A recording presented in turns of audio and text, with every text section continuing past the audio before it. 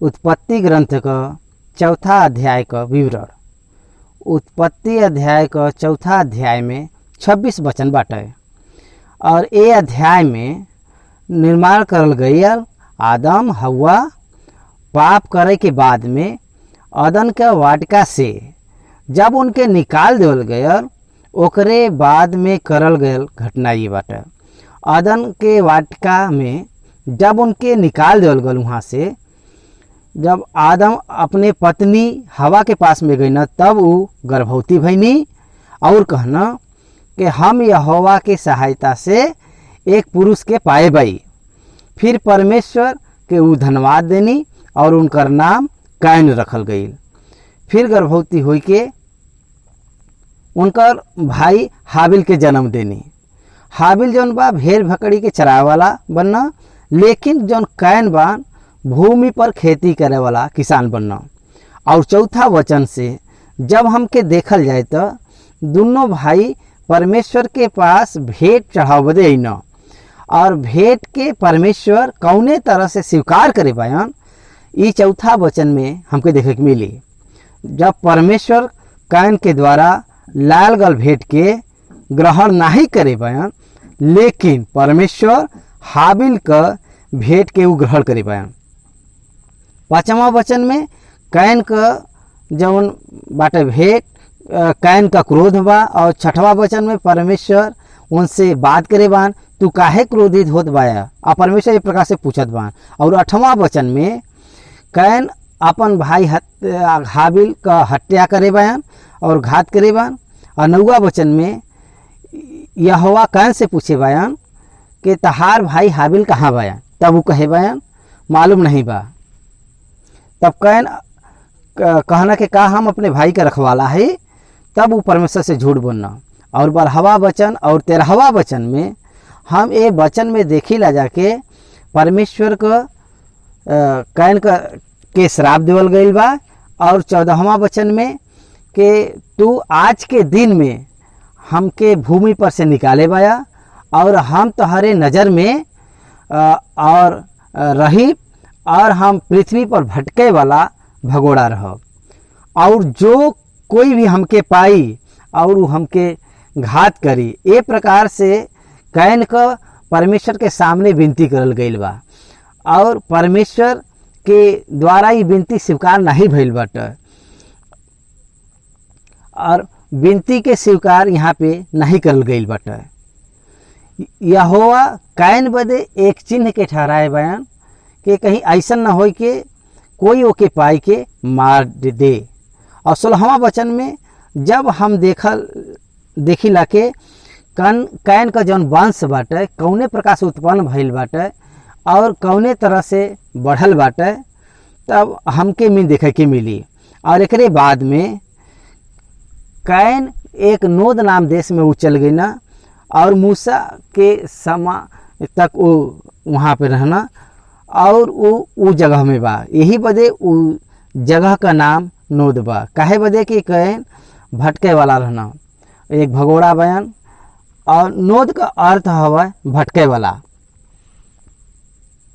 यही बदे जब कैन वहाँ गई ना वो देश का नाम नोद पड़ल।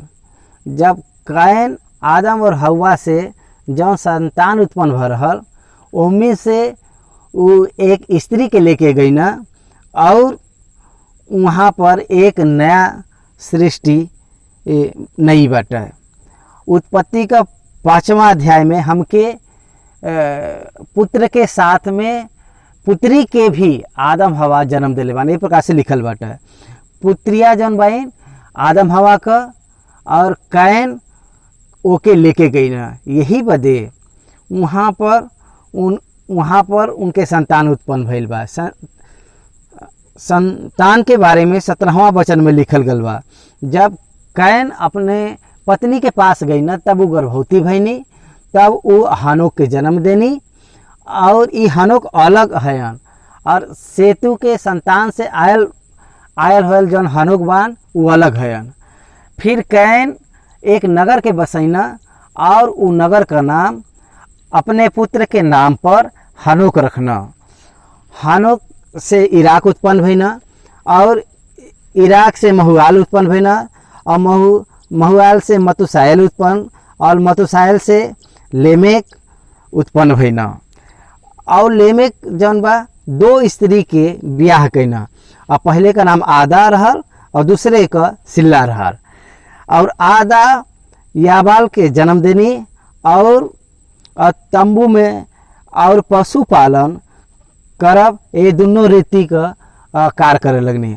और उनके भाई का नाम यबाल रहल और वो बीड़ा और बांसुरी आदि प्रकार का बाजा के बजावे में माहिर रहना। और वो एक प्रवर्तक भइना। और 21वां वचन में युबाल के बारे में लिखल गल बाटे कि याबाल बीड़ा बजावे वालन के एक माहिर भइना। और ओकरे बाद में युबाल और ओकरे बाद में तुबैल नामक एक पुत्र के जन्म देना।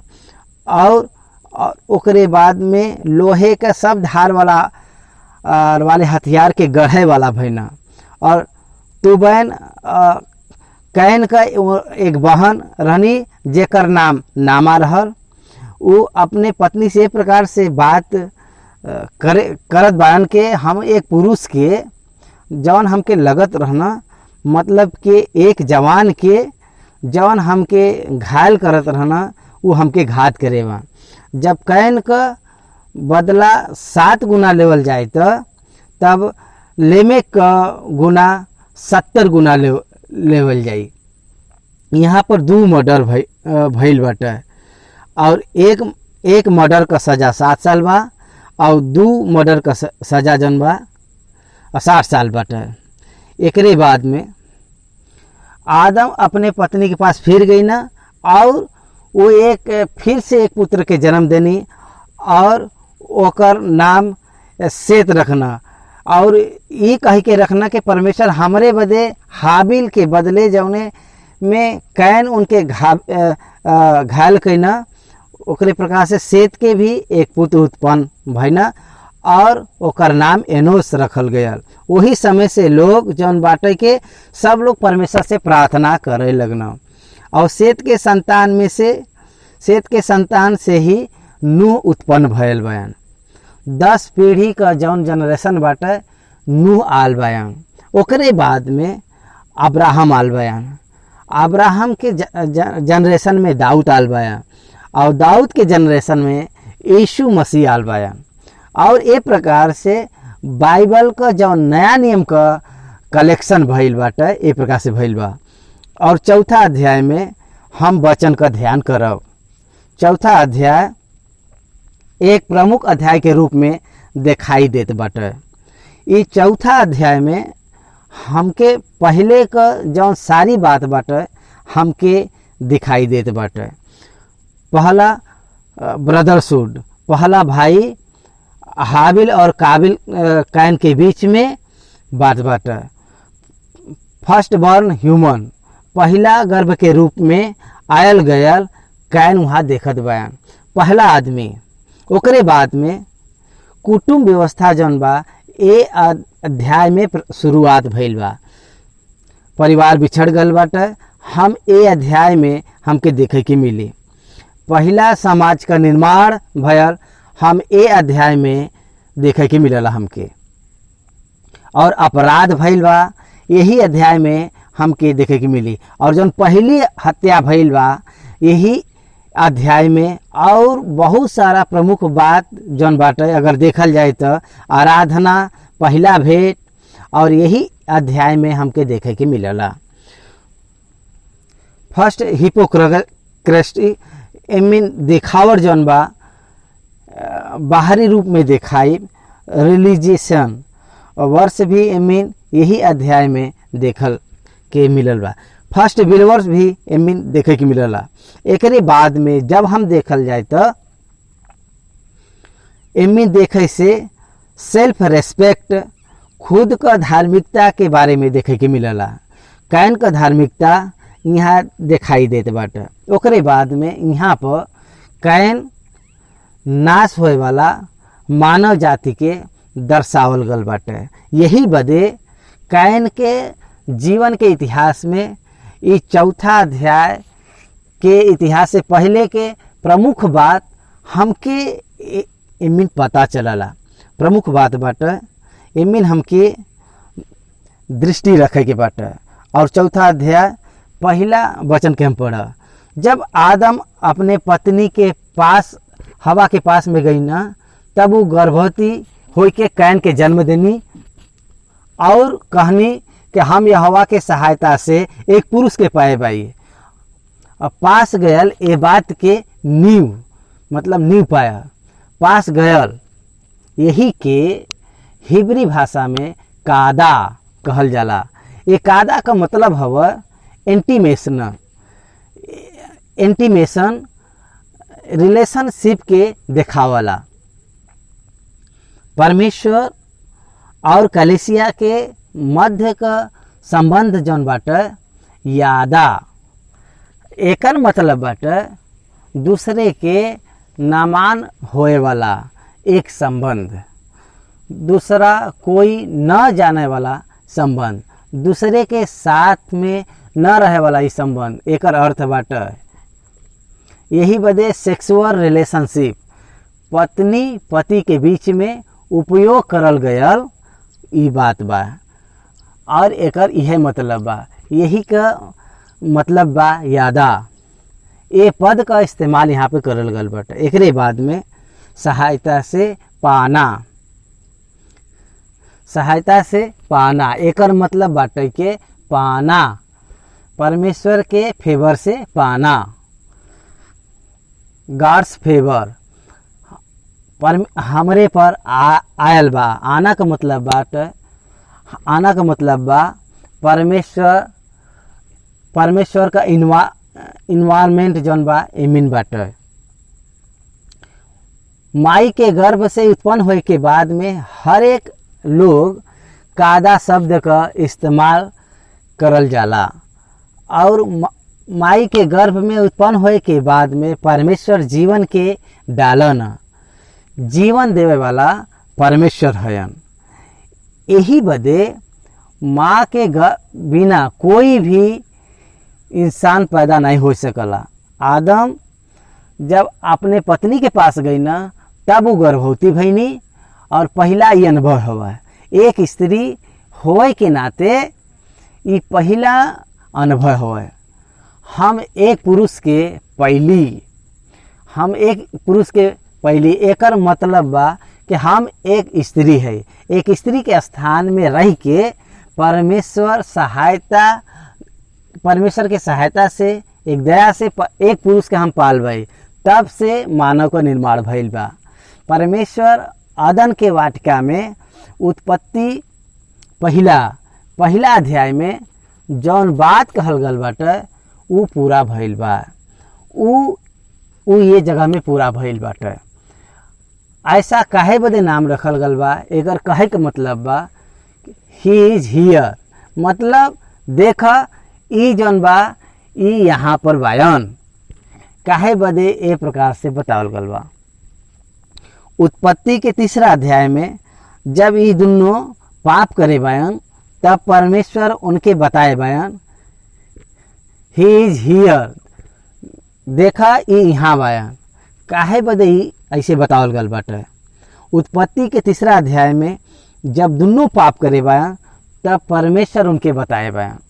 परमेश्वर जब उनके श्राप दिले बायन कि हम तोहरे और तोहरे स्त्री के बीच में बैर उत्पन्न करब, तब वो तोहरे सिर के कुचल डाली और तू ओकरे एड़ी के डसब।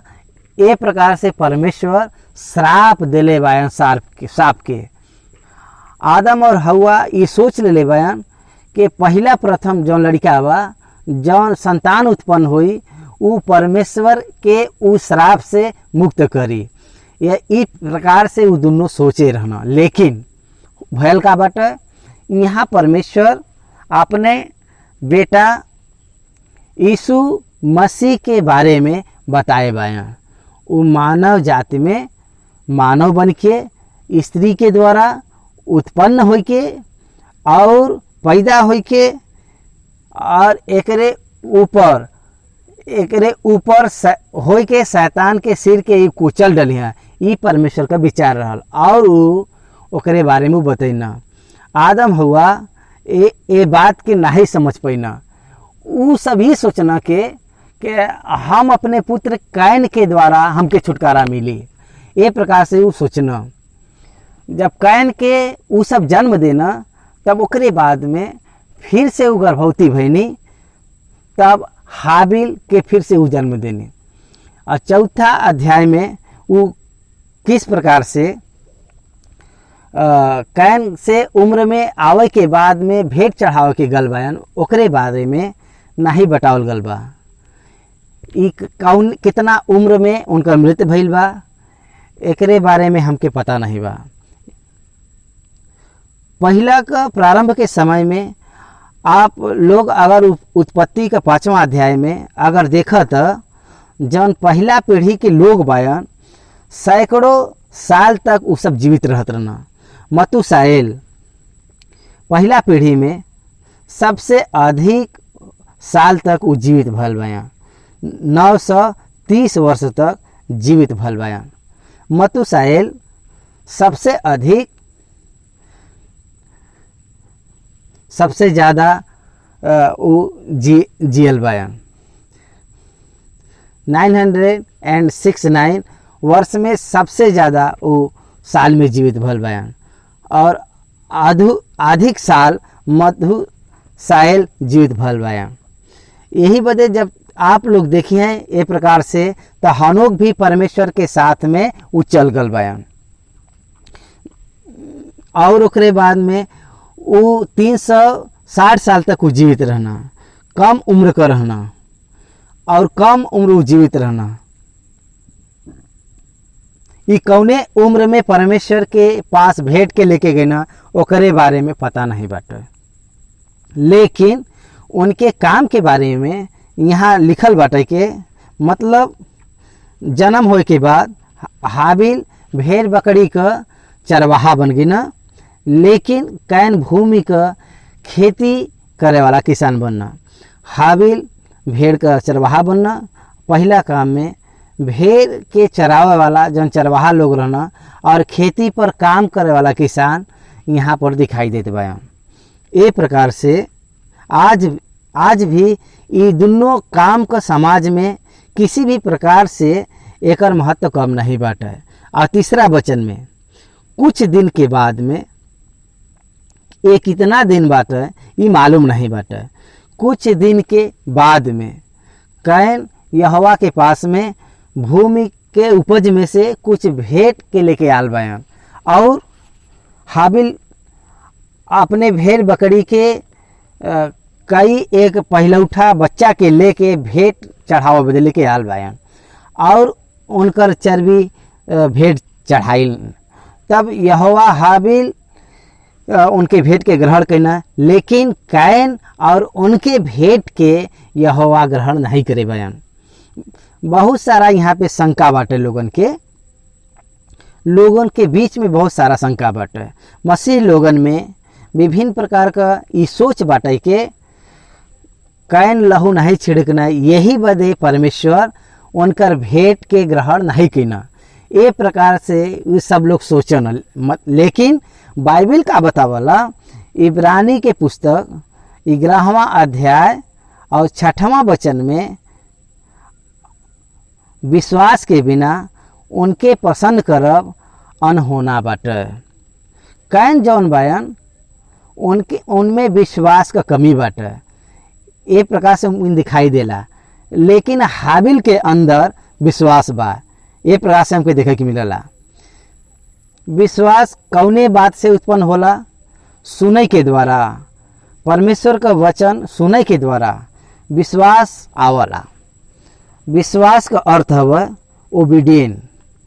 यहूदा का पत्री 11वां वचन में यहूदा कहत बायन उन पर हाय काहे बदे के ऊ कैन के चाल चलना और उनकर बुद्धि बिलाम के समान भ्रष्ट भइल बाटे। ये प्रकार से कैन के बारे में यहूदा लिखत बयान। और रोमियो का किताब 8वां और 10वां वचन में ये प्रकार से लिखल बा,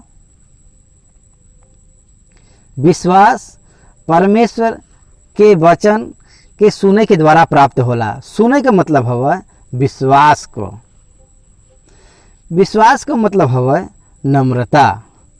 मनुष्य के परमेश्वर के द्वारा देवल गया भेंट हवई। आप क्षमा बदे देवल गयल ई भेंट बाटे। यही बदे वो लोग यीशु मसीह के सदृश बया, उनके लहू के छिड़के के बाटे, उ लहू के बहाव के बा, उ जौन भेंट लाए बायन उ सब, अगर उ भेंट धन्यवाद के रूप में अगर उ भेंट अगर लाए बायन तो सच में उ धन्यवाद का भेंट कहलाल जाई। केवल कैन विश्वास के बिना एक मन्नत के रूप में परमेश्वर के पास में भेंट के लियावत बयान, ये आराधना हवा, लेकिन ये सच्ची आराधना नहीं बाटे। सच्ची आराधना जौन बा वह परमेश्वर ग्रहण करना। You follow false worship but never accept the worship. विश्वास का आराधना जन होला परमेश्वर ओके ग्रहण करना, अविश्वास के आराधना के परमेश्वर ग्रहण नहीं करना। अब उनकर मन परमेश्वर के ओर फिरे के बाटे। वो कौनो भी प्रकार से आराधना करें, कैसा भी आराधना वो करें, वो परमेश्वर के प्रसन्न नहीं कर सकना। यही बदे हमके देखे के मिलला के कैन के भेंट में परमेश्वर यही बदे ग्रहण नहीं करे पाया। जब परमेश्वर कोई के भेंट के नहीं ग्रहण करना तो सबसे पहले परमेश्वर मनुष्य के ग्रहण करे के चाहे, एकरे बाद में परमेश्वर अर्पण के या भेंट के तब उ जाके ग्रहण करना। यह उनकर न्याय हवा और यह उनकर उपद्धति हवा। यही बदे परमेश्वर कैन के ग्रहण नहीं करे बायन तो उनके भेंट के ग्रहण कैसे करिए। बहुत सारे लोग भेंट तक बात करना, भेंट के बारे में बात करना, बहुत सारे लोग, एकर मतलब उनके समझ में नहीं आल बाटे। मतलब ये बाटे कि भेंट के पहले परमेश्वर व्यक्ति के ग्रहण करे के बाटे, बाद में भेंट के ग्रहण करना। हम यीशु मसीह के उदाहरण देते भाई, उनके बारे में इब्रानी के पत्री 5वां अध्याय में का बतावला के 5वां अध्याय और 7वां वचन में यीशु अपने देह में रह के दिन में ऊंचे शब्द से पुकार के और आंसू बहाई के उनके जौन मृत्यु से बचा सकत रहना उनसे प्रार्थना और विनती कैना। भक्ति के कारण उनकर सुनल गया। पुत्र होए पर भी वो दुख उठैना, दुख उठाई के आज्ञा मानना और सिद्ध होई के सब आज्ञा माने वालन के एक सभा काल बदे एक उद्धार का कारण भइना। परमेश्वर यीशु के कब ग्रहण कैना मालूम बाटे? क्रूस का पहली बारी में ई का करत बयान, ई नहीं जानत बयान, इनके क्षमा कर, तब परमेश्वर एक व्यक्ति के ग्रहण करत बयान। उ वहाँ पर वचन का एक आज्ञाकारी बने के बाद में एक अर्थ बाटे विश्वास के वहाँ पर विश्वास क्रिया के रूप में दिखाई देते बाटे। यीशु मती सुसमाचार 5वां अध्याय में पहाड़ी उपदेश में कहत बयान, तू अपने शत्रु के क्षमा कर और उनसे प्यार कर। जब आप भेंट चढ़ावल तब ध्यान से चढ़ाव। जब आप भेंट लियावल तो भेंट चढ़ावत समय यदि कोई पर अगर क्रोध बाटे तब ओके तू माफ़ कर, उनके क्षमा कर। अगर तू तहसे कोई से द्वेष बाटे, अगर वो उनके साथ में मेल मिलाप नहीं करे बाया, अगर ऐसे ही अगर आप आवत बाया तो तू अपन भेंट के वहीं पर रख के वो भाई से मेल मिलाप कर। कितना विचित्र बात ई बाटे। कोई पर द्वेष रहे पर हम उनसे मेल मिलाप नहीं करी ला जा। यीशु मसीह के धार्मिकता का बाटे मालूम बा? परमेश्वर का धार्मिकता का बा मालूम बा। पहले जैसे तहसे द्वेष बाटे ओसे मेल मिलाप करे के बा, उनके अपने अगापे प्रेम के दिखावे के बा, अपन प्रेम के दिखावे के बा। यह एक विश्वासी का एक गुण बात है। कोई के साथ में द्वेष रहे से उनके पास में जाए के मेल मिलाप करे के बा। यदि इस प्रकार से नहीं बाई तो तब परमेश्वर उनके भेंट के ग्रहण नहीं करना। कंट्रीवर्सन जैसन बाटे व्यक्ति के अर्पण के परमेश्वर ग्रहण नहीं करना। एक भाई के द्वारा द्वेष करल गयल आप किसी भी प्रकार से भेंट चढ़ावत तो आप अपने उद्देश्य के समाप्त करके एक अर्थ बाटे उसे मेल मिलाप करके ही भेंट के चढ़ावे के बाटे। यीशु मसीह क्रूस पर पहली बाड़ी जन बाटे यीशु कहना है, हे पिता ई का करत बायन, इनके नहीं मालूम बायन के क्षमा कर। ई बात क्रूस पर यीशु मसीह पहली बाड़ी में कहे बायन। यहाँ पर कैन के विश्वास नहीं बा, हे जौन बाटे विश्वास नहीं बा। यही बदे परमेश्वर जौन अंतरात्मा के परखन, यही कारण से कैन के परमेश्वर ग्रहण नहीं करना और उनकर भेंट के भी परमेश्वर ग्रहण नहीं करे बयान। हाबिल जौन बयान विश्वासी व्यक्ति बयान, अंतरात्मा में परमेश्वर के मालूम बाटे। कैन के हाबिल के और ये दोनों कार्य के देख के हम न्याय नहीं कह सकिला जा। मनुष्य बदे ये असंभव बाटे। यही बदे काम के द्वारा एक व्यक्ति के हम दोषी नहीं ठहरा सकिला और एक व्यक्ति के धर्मी हम नहीं ठहरा सकिला। उनके अंदर के आत्मा के देख के ही परमेश्वर न्याय करना और ये सही न्याय होला। उत्पत्ति का 20वां अध्याय में अबीमेलेक अब्राहम का पत्नी सारा के जब गरार से लेके गई न तब परमेश्वर अबीमेलेक से का कहे बयान मालूम बटे, तू अच्छा मन से ऐसे करे बया, यही बदे हम तह के रोके बे। परमेश्वर उनके रोके बया। अब्राहम के पत्नी सारा के जब वो लेके गई ना, उनके क्रिया के ना ही देखना बल्कि उसे लेके गई ना उनके सच्चाई के वो देखना। गॉड जजेस एटीट्यूड्स ऑफ हार्ट।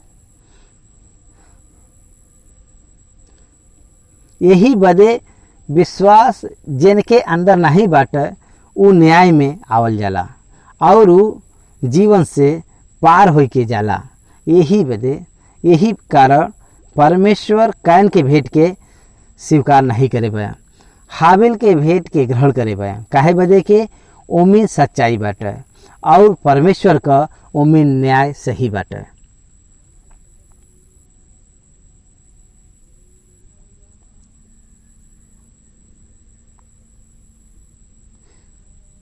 ये प्रकार से करे के द्वारा यहाँ पर कैन के जीवन के बारा यहाँ पता चलला। यहाँ परमेश्वर जजमेंट दिले बान, कैन के रिजेक्ट करे बान।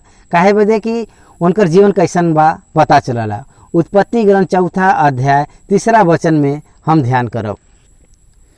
कुछ दिन के बाद कैन यहोवा के पास भूमि के उपज में से कुछ लेके आई ना। ए वचन के जौन भाग बाटे अब तक हम ध्यान करे बाए, फिर से इनमें से कुछ बात बताइब हम। हाबिल के भेंट के ग्रहण करे का अर्थ हवा हाबिल के हृदय के परमेश्वर देखे बयान। विश्वास के साथ में वो परमेश्वर के पास आयल बयान। इब्रानी का पत्री 11वां अध्याय 6वां वचन के अनुसार ये वचन हमके विश्वास के याद दिलावता और विश्वास बिना उनके हम प्रसन्न अनहोना बाटे।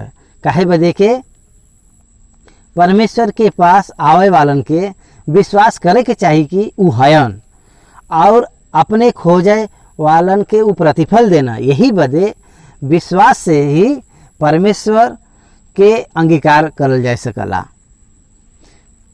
जेकरे अंदर विश्वास नहीं बा वो विश्वासहीन बा। और कैन परमेश्वर के ओर से ग्रहण योग्य नहीं बयान। ग्रहण योग्य कैन का जौन मन बाटे वो भ्रष्ट मन बाटे, बुरा मन बा उनका। कैन का जौन मार्ग बाटे अलग मार्ग बा, ये हमके पता बाटे। ये हमके ये कैन का भेंट करे के पहले कैन के परमेश्वर ग्रहण नहीं करे बयान।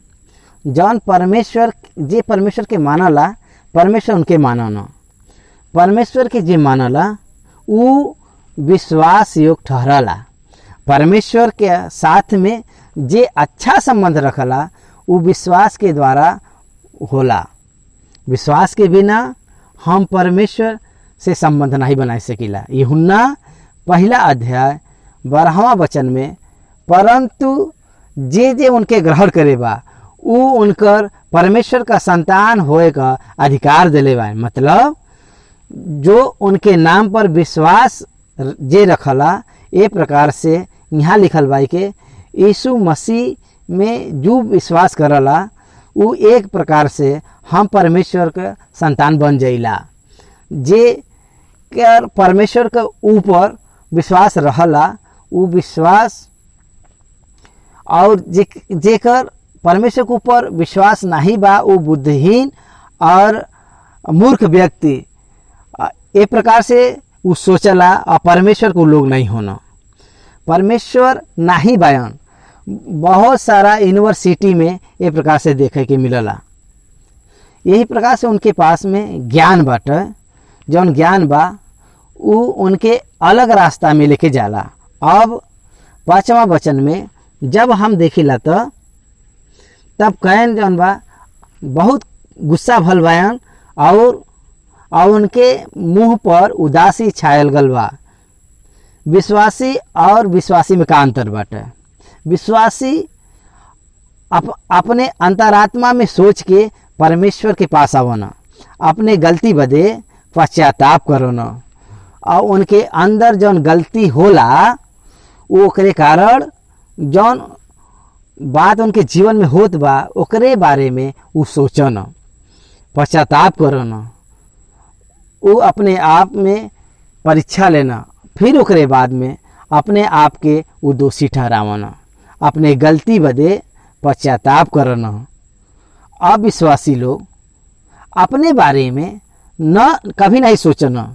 जौन उनकर तिरस्कार करी उनकर तिरस्कार करे के बारे में वो सोचना।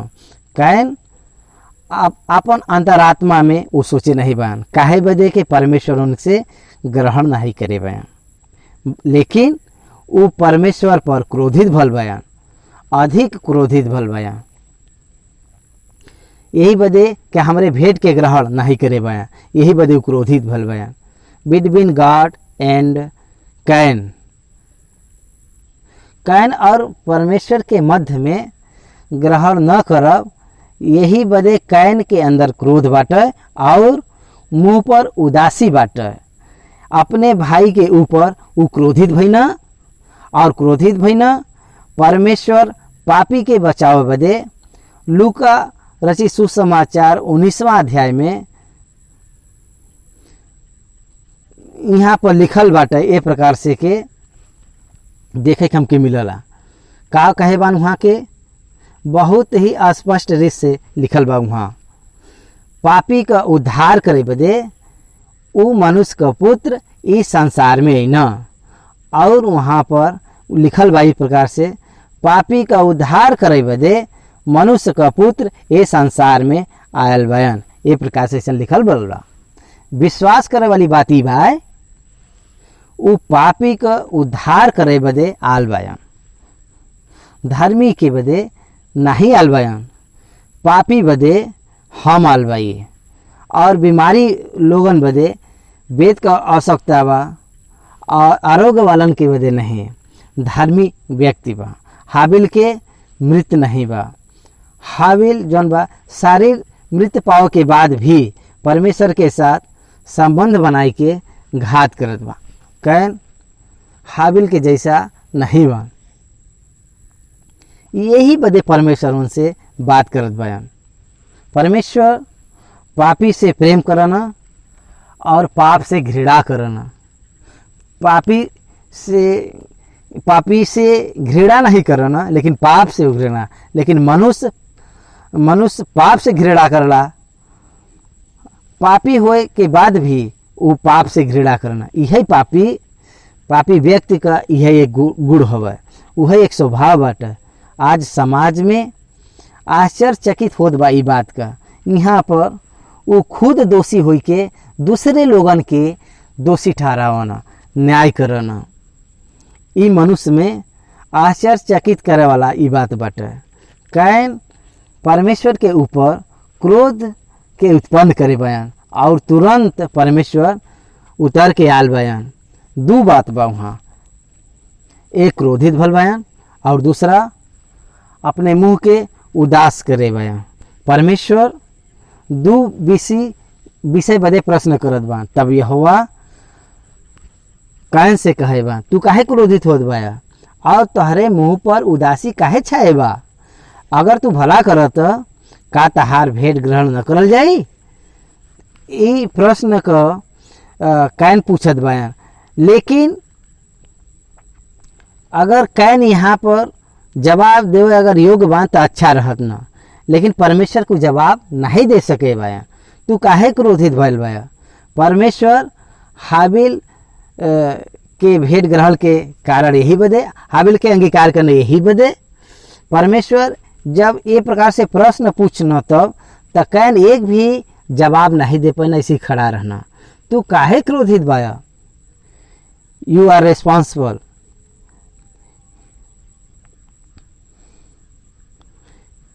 ये प्रकार से परमेश्वर वहाँ पूछत बयान।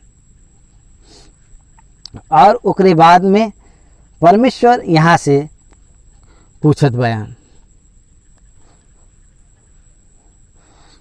गॉड नोस योर सिनर्स सो। तू काहे क्रोधित होत बाया? तू काहे बदे क्रोधित होत बा? एकरे बारे में परमेश्वर को जवाब देवे के बाटे। परमेश्वर यहाँ पे प्रश्न करत बाया, तोहके क्रोध काहे आल बाया? हम उनके ग्रहण करे भाई। फिर तोहके क्रोध काहे आया? हम उनके ग्रहण करे भाई तो हमरे पर इतना क्रोध काहे तू भयल बाया? तोहके स्वयं के बारे में सोचे के बा और देखे के बाटे, लेकिन तू ओके देखत बाया और तू उनके बारे में सोचत बाया। आज इस दुनिया में बहुत सारे लोग ऐसे ही बाया, अपने गलती के देख के पश्चाताप करे के बदले सामने वालन के देख के उनके साफ देवना और उनका न्याय करना कि परमेश्वर उनके ग्रहण नहीं करे बा। तू क्रोधित काहे बा? तहरे मुंह पर उदासी काहे बाटे? यहाँ पर परमेश्वर कहत बयान, अगर तू भला न करत का अपन सिर नहीं उठाई सकला? का तू अपन सिर झुके के कारण तू खुद बाया? परमेश्वर आमने सामने प्रश्न पूछत बाया। परमेश्वर के न्याय में पक्षपात नहीं बाटे। परमेश्वर के न्याय में कहीं पर भी गलत नहीं रहला। ये वचन के द्वारा परमेश्वर वही वहाँ से सीधे बात करत बाया। तू भलाई के काम नहीं करे बाया, ये बात तहके मालूम बाटे। अगर तू भलाई करत सिर के उठाए के रखबा, तू सिर के उठाए के रखबा, एकर मतलब बा तू भला कार्य का नहीं करे बा। और ये बात तहके अच्छी तरह मालूम बा हम भला कार्य के नहीं करे भाई। और खेत के फसल के थोड़ा लाए भाई, फसल के प्रथम फल के श्रेष्ठ फल के नहीं रहे। और रविवार के दिन में मंदिर जाना, मन्नत के लाना, उनकर मन्नत का जीवन हो, बदलाव का जीवन हो। कैन के जैसे लोग बाया एमिन बदलाव नहीं बाया। मन हृदय जौन बाटे परमेश्वर के नहीं दिले बाया। मन में यीशु रहत हुए भी मंदिर में शरीर के लेके आवाना, ये सब दिखावट हवे, ये सही आराधना नहीं हवे। आज 90% लोग चर्च में, बहुत ज़्यादा लोग इस प्रकार से बाएँ भरल बाएँ, चर्च में दिखावटी लोग भरल बाएँ, मंदिर में शरीर के लेके आवत बाएँ और अपने हृदय में परमेश्वर का उपस्थिति के लेके नहीं आवत बाएँ। यशायाह में लिखल बाटे कि तू अपने ओठ से तो हमार बड़ाई करला, लेकिन अपने तहार जौन मन बाटे हमसे दूर बाटे। मन में परमेश्वर बदे जगह नहीं बाटे। परमेश्वर बदे ई जौन बा ई सच्ची आराधना नहीं बाटे, लेकिन ये भौतिक शरीर में ए प्रकार से दिखावट देत बाटे। ऐसी आराधना, ऐसी दिखावट का प्रार्थना होत बाटे। It is the false of the religion.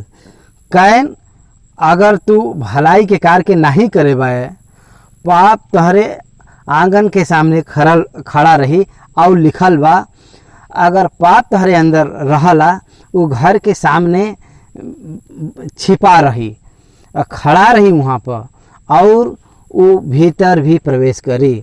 तू भला नहीं करे बाया, तू तहरे अंदर पाप बाटे, तब वो आंगन में खड़ा रही, वो देखत रही और जौन बाटे भीतर आवे बदे कोशिश करी। वो मन का आंगन के बारे में, हृदय के बारे में यहाँ पर परमेश्वर बात करत बाया।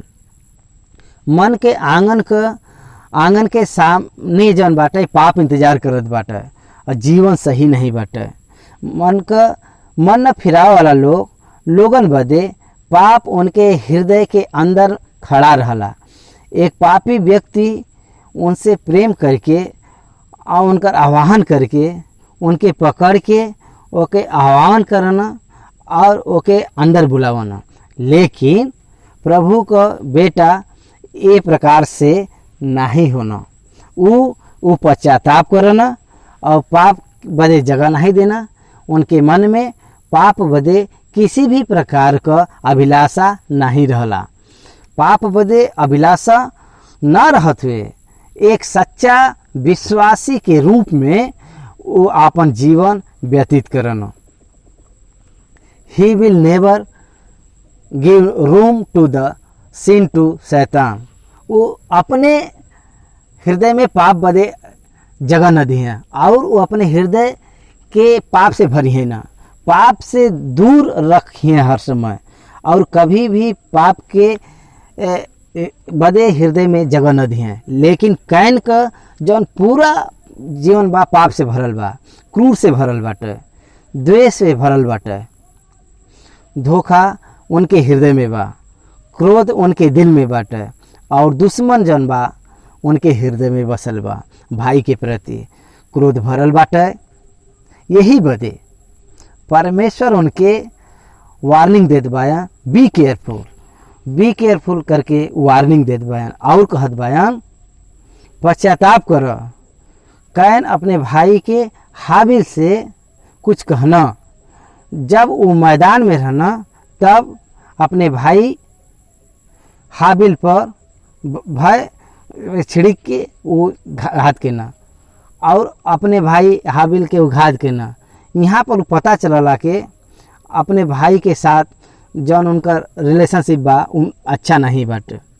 दोनों भाई एक ही माँ के गर्भ से उत्पन्न हुए ना। भाई लोग एकता के साथ जिए के द्वारा आशीष बा, लेकिन यहाँ कैन हाबिल के ऊपर चढ़ के हाबिल करे बया। कैन हाबिल से कुछ कहत बया, ऐसा लिखल बा, लेकिन कैन हाबिल से झगड़ बयान ऐसा नहीं लिखल बा। निंदा करल बा ऐसा नहीं लिखल बा। क्रोध करतान ऐसा नहीं लिखल बा। वो झगड़त बयान और उन पर चढ़ के उनके मारे बयान। वो कैन के परमेश्वर के सामने अपने आप के प्रकट करे बा के उनके अंदर सच्चाई बा और एक सच्ची आराधना बा। आज हमके बहुत से लोगन का ये प्रकार से सच्ची आराधना करे बदे, यही बदे पाप सामने बाटे और जौन बाटे के इच्छा बाटे उनके इच्छा भीतर आवे बदे तो उनके ऊपर प्रभुता करेगी बाटे। आँखें का अभिलाषा और शरीर का अभिलाषा और जीवन का अभिलाषा और उनके नीचे पाप, ये सब चीज़ के द्वारा वो अपने ऊपर खींचत बा। हर एक व्यक्ति के ये सोचे के बाटे के नौवा वचन में तब कैन से यहोवा पूछत बायन तहार भाई हाबिल कहाँ बा? तब वो कहत बान हम मालूम नहीं बा। तब वो कहत बान का हम अपने भाई का रखवाला है? यहाँ पर अपने भाई का हत्या करे बयान, घात करना। लेकिन यहाँ पर बाइबिल बतावत बाई के एक व्यक्ति के हत्या करे का कारण जौन बा 7 गुना सजा के पनिशमेंट जौन बा प्राप्त हुई उनके। एक व्यक्ति के हत्या करे पर उनके ऊपर अग्नि का कुंड बाटे, नो फॉरगिवनेस। वहाँ पर जाने के पहले और जाने के बाद परमेश्वर के जाने के पहले अलग बाटे और परमेश्वर के जाने के बाद अलग बाटे। ई आराधना बदे ई भेंट हवा। ई एक प्रकार से बताए के हत्या करल गईल बाटे। उ अपने भाई का हत्या करे बयान, उ न जानत हुए नहीं, उ जानबूझ के रहस्य के रूप में उनकर हत्या करे बयान। कैन विश्वास होए के बाद भी उ हत्या करे बयान। यही बदे परमेश्वर उनके अत्यधिक दंड दिले बयान। हाबिल से बात करे वहाँ, झगड़ा नहीं करे वहाँ और उनके ऊपर चढ़ के उघात करे वहाँ और उनका हत्या करे वहाँ। हत्या जौन बाटे उस शैतान के सदृश बाटे। शैतान हत्या करे वाला हवा। यीशु मसीह बताए बयान कि वो झूठ बोलला, वो झूठ बोले वालन का पिता हवा। वो आदि से हत्यारा हवा और भाई के ऊपर एग्जाम लगावे वाला हवा। वो का नाम शैतान बा। भाई के बीच के प्रेम के समाप्त करे वाला हवा शैतान। भाई के बीच में झगड़ा करावे वाला हवा शैतान। परीक्षा में गिरावे वाला है शैतान। उनके सामने झुक गयल बाटे कैन। तब यहोवा कैन से पूछत बायन तहार भाई हाबिल कहाँ बायन? तब वो कहत बायन हमके मालूम नहीं बा। तब कैन हम अपने भाई का रखवाला है। ये प्रकार से परमेश्वर के साथ बात करे बदे कैन के पास कितना हिम्मत बाटे और कितना हिम्मत करत बायनो। देखो पाप जौन बाटे इंसान के कौने प्रकार से क्रोध दिलावत बाटे, यहाँ पर हमके देखे की मिली।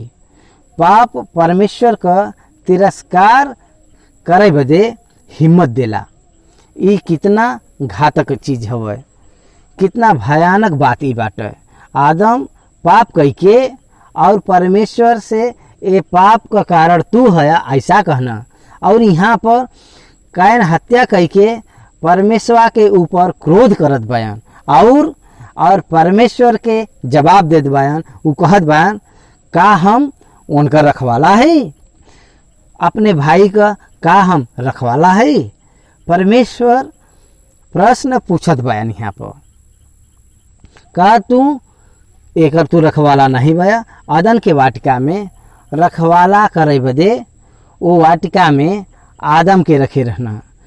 फर्स्ट ड्यूटी यह रहल के आदम के वाटिका बनाए के उस आदम के वाटिका में रखवाली करे बदे परमेश्वर सौंपे पाया।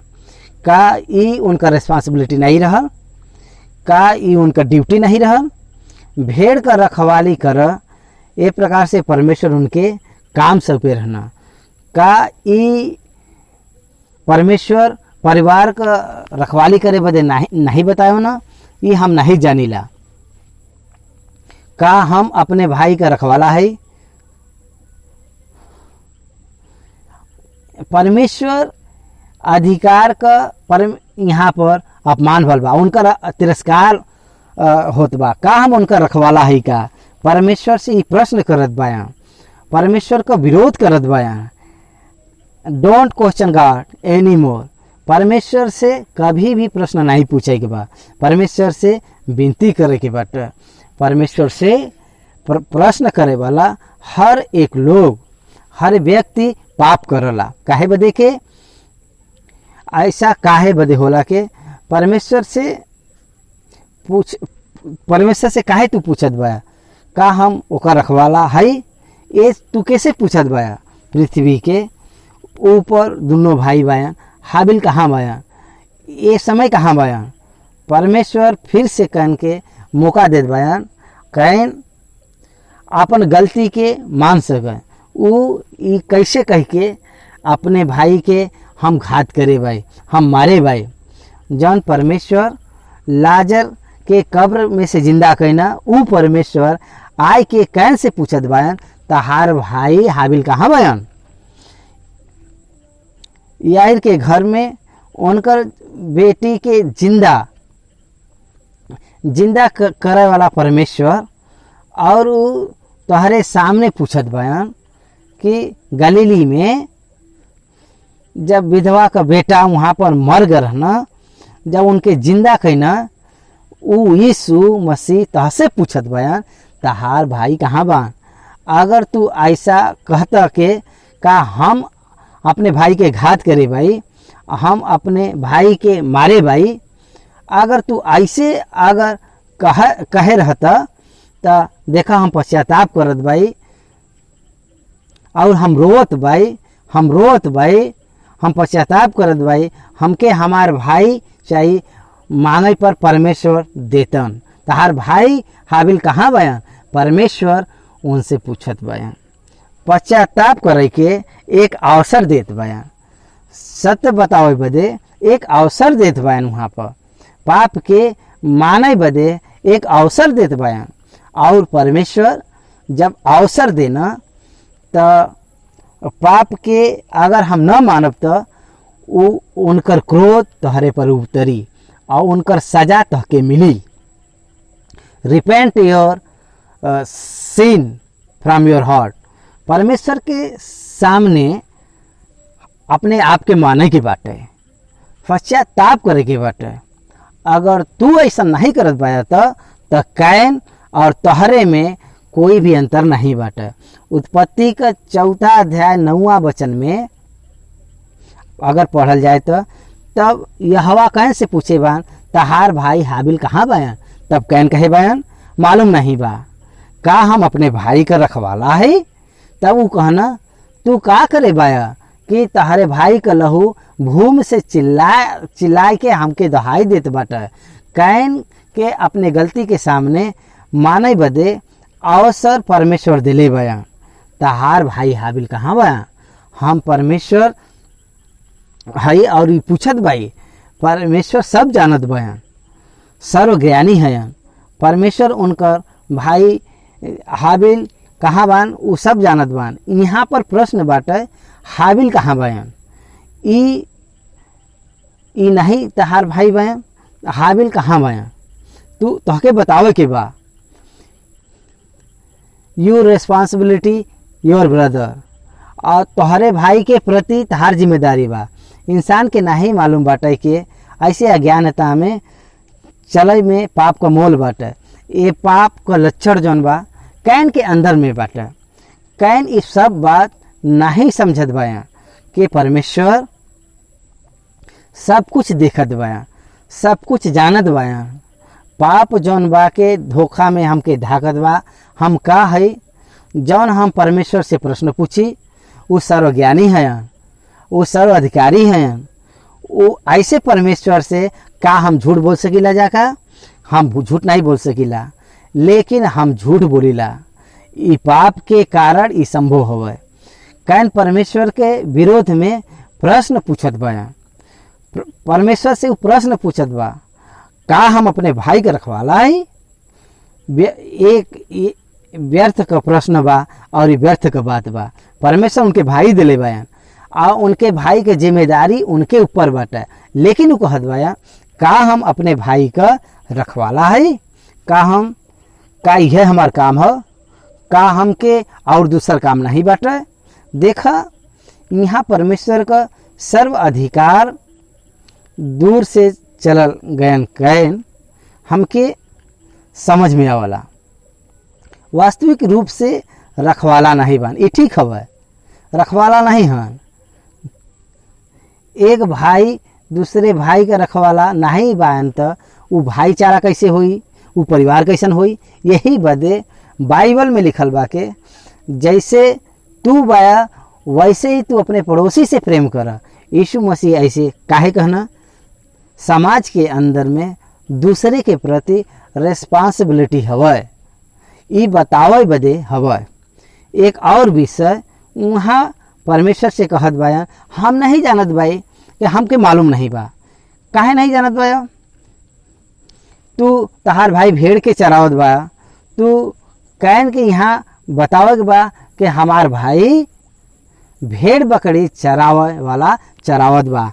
आई इस प्रकार से जवाब देवे के चाहिए। और हम आए के एक समय में हम देखे भाई, वो समय में वहाँ पर हम देखली ये प्रकार से कहे के रहल उनके,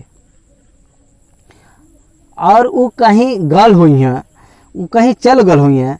एक प्रकार से उनके वहाँ पर बोले के चाहत रहल। यूसुफ का भाई लोग कहाँ बान, वो स्थान पर बा। ये प्रकार से वो सब नहीं बतैना, का बतैना वो सब जौन है ना दोदान के ओर जात बयान, ये समाचार नहीं बतैना। परमेश्वर समाचार पूछत बयान, यहाँ पूछत बयान तहार भाई हाबिल कहाँ बान, वो कहाँ बयान, तू जानत बाया वो कहाँ बया, तहार जाने वाला हाबिल तू जानत बया कि वो कहाँ बया। तब ये प्रकार से ऐसा मत कह कि हम नहीं जानत भाई, ऐसा मत कह आज के दिन में कि कल के दिन में वहाँ देखे भाई, आज के दिन में यहाँ देखे भाई, हम नहीं देखली। एक मतलब वो झूठ बोले बा। झूठ इंसान के अंधा बना देला, ज्ञान शून्य बना देला, विलोचना जन बा आत्मा के मार देला। हम सत्य का अनुकरण अगर न कर, ये प्रकार से ऐसा करला। परमेश्वर के सामने झूठ कौने प्रकार से पागलपन हवा। परमेश्वर के सामने सच बोलना सीखे के बाटे। हमार हृदय कहीं पर आवे, प्रार्थना के समय में भी परमेश्वर के सामने यह हम कहिला के हमरे हृदय के सारी बात तू जानत बाया, और हम ए प्रकार से प्रार्थना करीला। तहार मन अगर तोहरे पर दोष लगावत बा तो पश्चाताप सीखे के बा। कैन विश्वासी नहीं बा, रिलीजियस पर्सनालिटी जौन बा, धर्म का एक व्यक्ति बा। यही बदे वो परमेश्वर के अच्छी तरीके से जान नहीं पाना। प्रभु फिर से एक प्रश्न पूछत बा, तू का करत बा। एक बार संदेह भया, कैसे हम परमेश्वर के न जानत हुए करत बाई। पाप परमेश्वर के सामर्थ जानत हुए भी उ करत बा। पाप जौन बा ई तू का कैला, तहरे भाई का लहू भूमि से हमरे और चिल्लाए के हमरे बदे दुहाई देत बा। प्राण जाए के बाद भी उ प्राण जौन बा भूमि से चिल्लाए के उ दुहाई देत बाटे। जेकरे अंदर प्राण बाटे वो सच नहीं बोलत बा। जेकरे अंदर प्राण नहीं बा ओकर लहू दुहाई देत बाटे। कैन झूठ बोलत बा यहाँ, और हाबिल प्राण जाए के बाद में वो चिल्लात बा और ओकर लहू जौन बा दुहाई देत बाटे। कुछ भी हो जाए उनसे परमेश्वर के पास आवे बदे सीखे के बा। विश्वासी के कुछ भी हो जाए वो परमेश्वर के पास में आवाला। हमके एक बात सीखे के बा के हमरे साथ में भला हो बुरा हो, आनंद हो व्याकुलता हो, हमके परमेश्वर के पास आवे के बा। ई सर्वप्रथम ई विचार होए के चाहिए। विश्वासी बदे आनंद होए के बा, धन्यवाद देवे बदे भलाई भइल बा, और धन्यवाद देवे बदे आव अगर बुरा भी भल बा त छुटकारा बदे परमेश्वर के पास आवा। दुख भइल बा त छुटकारा बदे प्रार्थना कर, उनके बदे प्रभु के पास आवा। लेकिन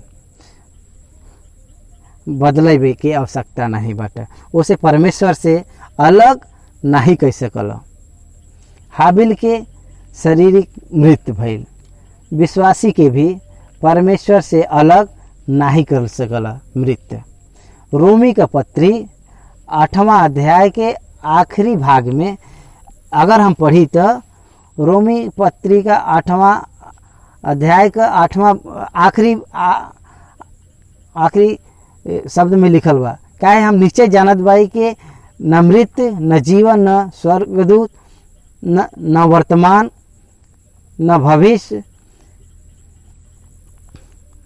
न जीवन न स्वर्गदूत न प्रधानताएं न भविष्य न सामर्थ न ऊंचाई न गहराई और न कोई और सृष्टि हमके परमेश्वर के प्रेम से जौन हमरे प्रभु यीशु मसीह में बान वो हमके से अलग नहीं कह सकला।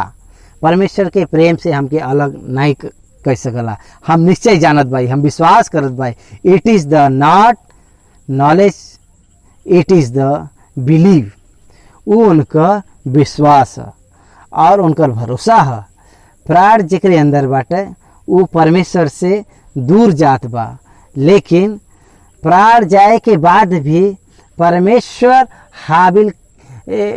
हाबिल जन बा परमेश्वर के पास आवत बा।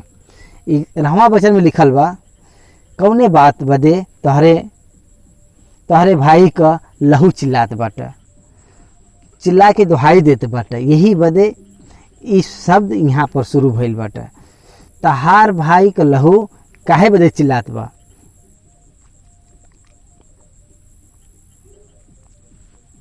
प्रार्थना अपने फल के लावला, ई परमेश्वर के ओर से नियुक्त करल गयल बाटे। यही बदे तहार भाई भूमि से उनकर लहू चिल्लाए के दुहाई देत बा कि तहार भाई जौने प्रकार से भूमि पर गिरल बा और उनकर लहू चिल्लाए के दुहाई देत बा, वही प्रकार से तू ए भूमि पर श्रापित करल बा व्यक्ति तू ठहर बा, तू श्रापित व्यक्ति ठहर बा। परमेश्वर के द्वारा तहके श्राप देवल गयल पहला व्यक्ति कैन। जब आदम पहला व्यक्ति रहना तो परमेश्वर वहाँ पर जब आदम पाप कहना तो परमेश्वर वहाँ पर आदम के श्राप न देके भूमि के श्राप देना, लेकिन यहाँ पर परमेश्वर कैन के श्राप दिले बा। और वहाँ पर कहे गल बा, लेकिन कैन का जौन काम बाटे वो किसान का काम बा। अब किसानी का जौन काम करे बदे, भूमि के पास जाए बदे, खेती करे बदे, वो फिर से अगर चाहे तब पर भी भूमि पर खेती करे तब पर भी उनका पूरा उपज फिर से न मिली और तू पृथ्वी पर भटके वाला और भगौड़ा बन के तू इधर उधर रहबा, फसल न होई। एकर मतलब यह हुआ कि उपज फिर से न मिले। आदम अपने मेहनत के द्वारा कुछ तो फल आयल बा, लेकिन कैन के मेहनत के द्वारा कुछ भी फल प्राप्त नहीं भइल बा। भाई और बहन लोग, हत्या भयानक पाप होवे। परमेश्वर के दृष्टि में प्राण देवय और लेवय का सिर्फ परमेश्वर का अधिकार बाटे। अंत में खुद का प्राण दे मनुष्य का कोई अधिकार नहीं बाटे। फिर काहे बदे परमेश्वर दूसरे के ये अधिकार दी हैं? यही बदे हत्या करे के कारण जौन बा भूमि पर उपज न हो, ए प्रकार से श्राप दिले बा परमेश्वर। और परमेश्वर कहना, अब तू भगोड़ा बनबा, तू भटके वाला और भगोड़ा होइब। हिब्री भाषा में न्यूआ ओकर अर्थ हुआ नुआ, NUWA, never go to and fro. एक अर्थ है वंडर, भटके और घूमे वाला व्यक्ति के तरह उनके हमके देखे के मिलला। हिब्री भाषा में new to feet to wonder second. एक हिले वाला और घूमे वाला एक होला, एक भटके वाला होला। ये प्रकार से परमेश्वर कैन से कहना। और 13वां वचन में परमेश्वर कैन से बात करत बा, तब कैन यहोवा से कहत बा, हमार दंड सहे से बाहर बा। ई का दंड हवा? हमार दंड सहे से बाहर बा। हमार दंड बा जौन सहे से बा, एकर अर्थ ई बाटे के परमेश्वर के संगति के बिना जियब ई दंड साहब के बाहर बा। परमेश्वर के संगति के बिना जियब ई भयानक दंड हवा। आदम जब पाप कैना तब परमेश्वर उनके भौतिक मृत्यु के देना और वाचा ही देना कि तू अपने अनुग्रह से, लेकिन कैन के भौतिक मृत्यु से दूर करना। और यहाँ बहुत अच्छी तरीके से समझे के बाटे, यहाँ पर उनके ऊपर से हटाए देवल गल बाटे। उनके जीवित रह के बा, वो जीवित रहल चाहत बा। यही बदे वो कहना, देखा तू आज के दिन भूमि पर से निकाले है और हम तहरे दृष्टि के आड़ में रहब, और जे कोई हमके पाई वो हमके घात करी और हमके मरे के नहीं बा, लेकिन हमके जीवित रहे के बा। द इफेक्ट ऑफ द सिन, पाप का जौन परिणाम बाटे ओकर अनुभव करत हुए उ तहके जीवित रह के पड़ी। परमेश्वर के बिना, उनकर कृपा के बिना तहके जीवित रह के पड़ी। सृष्टि तहा तिरस्कार करी, फिर भी तहके जीवित रह के पड़ी। अगर तू मरल भी चाहब और अगर तहके मारी भी कोई पाई तफरी, उ तहके 7 गुना सजा के पाई। ए प्रकार से यहोवा, ए प्रकार से कहना, जे कोई कैन के घात करी उनसे 7 गुना बदला लेवल जाई। और यहोवा कैन बदे एक चिन्ह ठहराइना, ऐसा न हो कि कोई उनके पाई के मार जाए। उनकर एक चिन्ह देना, और वो कौन चिन्ह हो के वो हमके क्लियर नहीं बतावल गल बाटे। रिटेन कम्युनिकेशन ऑफ गॉड, परमेश्वर के लिखे के पूर्व का कम्युनिकेशन हवई। और वो चिन्ह का बाटे हम नहीं बता सकिला। ये चिन्ह के पार्टिकुलर रूप से उनके सिर के ऊपर चिन्ह डाले हुए हैं। ये उनके देखत हुए कैन उनके हाथे में या उनके सिर पर कुछ ऐसा चिन्ह दिले बा, लेकिन उनके एक चिन्ह ठहरेना, जो कोई उनके देखी वो कैन करके पहचान सके। यही बदे उनके कोई घात न कर सकी। अगर उनके कोई घात करी तो उनके 7 गुना बदला लेवल जाए। कैन के मारे बदे उनके मृत्यु लेवे बदे भी अनुमति नहीं दिले बा। यही बदे हमार दंड का बाटे, मृत्यु भी नहीं बाटे उनके बे।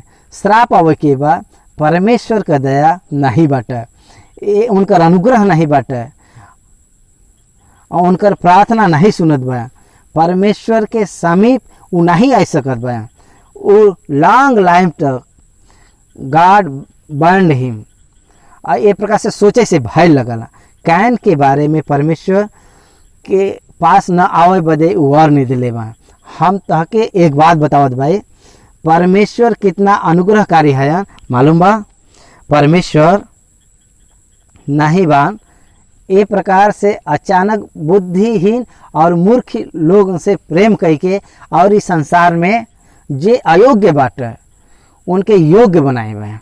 परमेश्वर श्रापित जीवन नहीं दिले हुए हैं, और परमेश्वर अनंत काल का जीवन और अनंत काल का जीवन परमेश्वर दिले हुए हैं। परमेश्वर दिले हुए यानी प्रकार से अविश्वासी के वो श्राप नहीं दिले हुए हैं, चाहे वो अन्य जाति का व्यक्ति हो, उनके उद्धार का मौका दे दिया। लेकिन कैन के उद्धार का मौका नहीं बाटे। कैन भूमि पर भी परमेश्वर के पास नहीं आ सकना, तो वो फिर से उस स्वर्ग जा सकना, उनके अग्नि के कुंड में जाए के बाटे। यही बदे प्रकाशित वाक्य 20वां अध्याय में जब वहाँ पर लिखल हुई बात के जब हम समझल जाए तो नर हत्या करे वालन के अग्नि के कुंड में जइहा, मर्डर्स लोग अग्नि कुंड में जइहा। यही बदे जो दंड हवा वो सहन नहीं कर पैना, और परमेश्वर के बिना जियब उनके बदे एक बहुत बड़ा कठिन रहल। परमेश्वर के बिना कोई भी इंसान भूमि पर जीवित नहीं रह सकला, लेकिन कैन कुछ भी नहीं कह सकत ना। नौ देश में जब गई ना, यही बदे वो नौ देश बनावल गल। वहाँ पर भी वो स्थिर नहीं रहना और वहाँ भागत रहना और भगोड़ा रहना और भटकत रही। यही बदे मृत्यु के बदे भी परमेश्वर परमिशन नहीं दिले बैन उनके। फिजिकल डेथ भी वहाँ पर परमेश्वर अलाउ नहीं करे बैन, और साधारण मृत्यु आवे बदे भी परमेश्वर उनके परमिशन नहीं दिले बैन। यही बदे गिर के कोई हमके मार डाले, ये प्रकार से परमेश्वर से विनती कहना कि कोई हमके आए के मार दे, लेकिन कोई भी मनुष्य किसी के मारे, ये प्रकार से परमेश्वर कोई के परमिशन नहीं देत बा। लेकिन कोई भी ऐसा नहीं चाहत बा कि वो परमेश्वर के चाहत बा। मृत्यु के कोई नहीं चाहला, लेकिन कैन मृत्यु के वहाँ चाहे बा, लेकिन परमेश्वर उनके मरे के इच्छा भी स्वीकार नहीं करे बयान। उनके एक चिन्ह डाले बयान परमेश्वर यहाँ पर बतावत बयान। तब कैन यहोवा के सम्मुख से निकल गए ना, और नोद नामक देश में जौन आदन के पूर्व की ओर बाटे वहाँ पे रहे लगना। याद रखे वाली बात ये बा, हम परमेश्वर की उपस्थिति में जियत बाई। In his present we are believers. आज हम अकेले नहीं भाई, उनकर कृपा और उनकर अनुग्रह हमके चारों तरफ मडरात बाटे। चारों तरफ उनकर अनुग्रह बा बनल बाटे। यही बदे शैतान हमके छू नहीं सकला। परमेश्वर का उपस्थिति से हटावल गल और कैन के वहाँ से बाहर जाए के पड़ल। आदम का बगीचा में से परमेश्वर आदम और हव्वा के निकाल दिले बान, लेकिन परमेश्वर आपन उपस्थिति से उनके दूर नहीं कहना। सिर्फ उनके अदन के वाटिका से वो निकलना दूर कहना, लेकिन कैन से परमेश्वर खुद दूर होत बायन। और परमेश्वर कैन को खुद दूर करवा। जब कैन अपने पत्नी के पास गई ना, तब वो गर्भवती भेले, तब वहाँ पर हानोक भईना। तब उसके बाद कैन एक नगर बसैना, तब वो नगर का नाम अपने पुत्र के नाम पर हानोक रखना। हानोक से इराक उत्पन्न भईना और इराक से मसूएल उत्पन्न भईना और महुएल से मतुसेल और मतुसेल से लेमेक उत्पन्न भईना। पहला बहु बने वाला स्त्री एक ही लेमेक के पत्नी बाइन, लेकिन लेमेक दो स्त्री से ब्याह करना, मतलब भ्रष्ट में पाप से भरा भइल व्यक्ति यहाँ पे दिखाई देला। यहाँ दोनों स्त्री का नाम देवल गल बाटे। लेमेक दो स्त्री ब्याहिना, जिनमें से एक का नाम आदा और दूसरे का नाम सिल्ला रहल। आदा याबान का जन्म देनी और वो तंबू में रहब और पशुपालन, ये दोनों रीति का उपरवक्त करत रहना। और उनके भाई का नाम तोबाल रहल और बीना और बांसुरी आदि का बाजा के बजाव वाला प्रवक्तक उभैना। यही प्रकार से सिला भी तुबाल के नामक एक पुत्र का जन्म देना। उ पीतर और लोहा के सब धार वाले हथियार का गढ़े वाला भैना। तुबाल कैन का बहन जनवा लमा रही और लमैक अपने पत्नी से कहना, हे आदा और सिला हमार सुनो। हे लेमक की पत्नी लोग, हमरे बात पर कान लगाओ। हम एक पुरुष के जौन हमके चोट लगावत रहल, मतलब एक जवान के जौन हमके घायल करत बा, घात करे बाटे।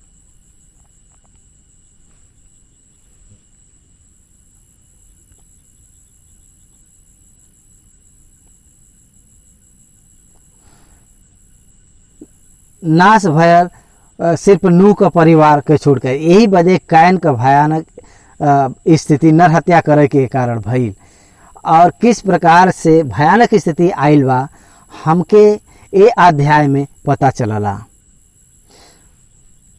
25 और 26वां वचन के अगर देखल जाए तो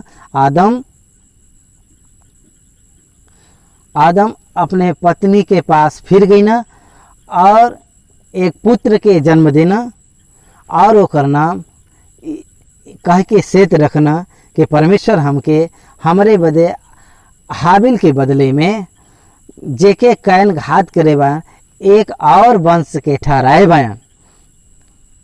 सेत का एक पुत्र उत्पन्न भइना और उनकर नाम एनोस रखना।